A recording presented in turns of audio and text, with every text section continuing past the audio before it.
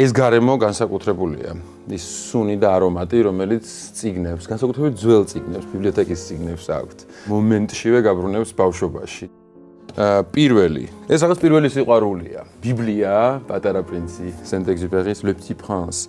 ნებისმიერი გვერდი. ადამიანებმა დაივიწყეს ეს ჭეშმარიტება, თქვა მელიამ, მაგრამ შენ ნურასოდეს დაივიწყებ. შენ პასუხისმგებელი ხარ მათზე, ვინც მოათვინიერე. შენ პასუხისმგებელი ხარ შენს ვარდზე. ჩემთვის პირველ რიგში ამ წუთას მომფიქრდა ათვინიერებ თითოეულ როიალს, თითოეულ ნაწარმოებს. მილან კუნდერას ყოფის აუტანელი სიმსუბუქე. პრიორიტეტი აქვს მას ჩემთვის, იმიტომ რომ განსაკუთრებით კარგად წერს ყოველთვის ის მუსიკაზე და კომპოზიტორების შესახებ. რესტორნის მაგიდასთან, ტომაშის მაგივრად, იქაური ყასაბი რომ ბჯდარიყო, ტერეზა ნამდვილად ვერ გააცნობიერებდა, რომ რადიოდან ბეთჰოვენის მუსიკა ისმოდა.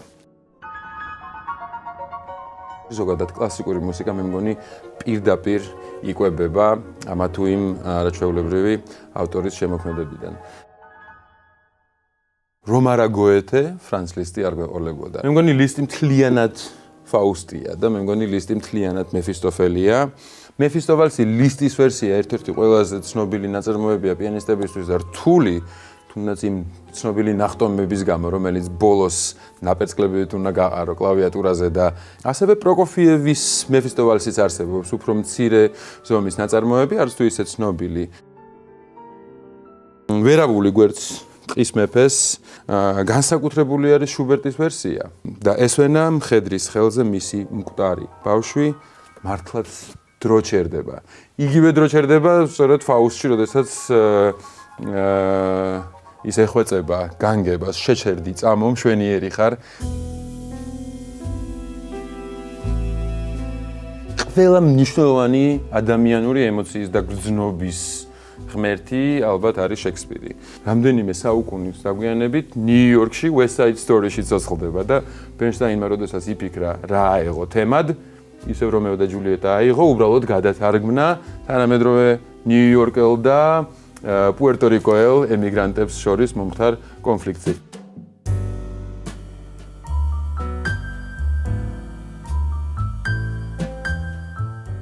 ჭავჭავაძის და გრიბოედოვის კუთხეში მდებარე საიდუმლო კლუბში ფარშევანგის კუდი, ასე ეწოდებოდა ამ კლუბს. თუ კი არ იცოდი კოდი, შესასვლელი ამ კლუბში, ისე არ გიშვებდნენ. როდესაც სრულდებოდა თურმე აქ გულაობა, ადამიანები გადაინაცვლებდნენ ფეხით, რუსთაველის გამზირით, მაშინდელი ევროპის გამზირით, მხატვრის სახლისკენ, ანუ სასტუმრო ორიანტისკენ.